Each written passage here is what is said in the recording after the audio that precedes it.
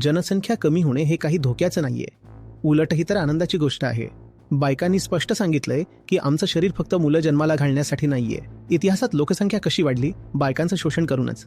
आता पुन्हा तेच शोषण परत यावं म्हणून जगभरातले अनेक देश महिलांना आमिष दाखवतायत. घरात बसून आरामात राहा, मुलं जन्माला घाला आणि त्यासाठी तुम्हाला पैसे दिले जातील. पण इतकी मोठी लोकसंख्या पोचण्यासाठी पृथ्वीकडे पुरेशी संसाधनच नाहीयेत आणि इतर जीवजंतूंना जगण्याचा हक्क नाही का?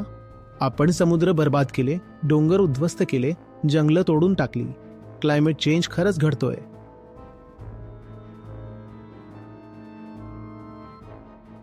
फक्त आपणच जगायचं का?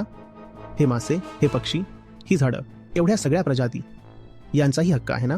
आपण हजारो प्रजाती कायमच्या नष्ट करत आहोत कारण आपली लोकसंख्या खूप आहे.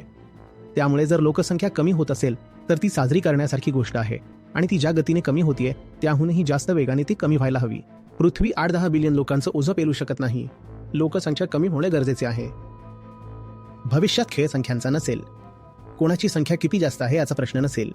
त्यांची लोकसंख्या वाढतीये तर आपल्यालाही वाढवावी लागेल असा विचार चुकीचा आहे. ताकद लोकसंख्येतून येत नाही, ती ज्ञानातून येते, जागरूकतेतून येते. एक जागृत माणूस 100 झोपलेल्या माणसांवर भारी पडतो.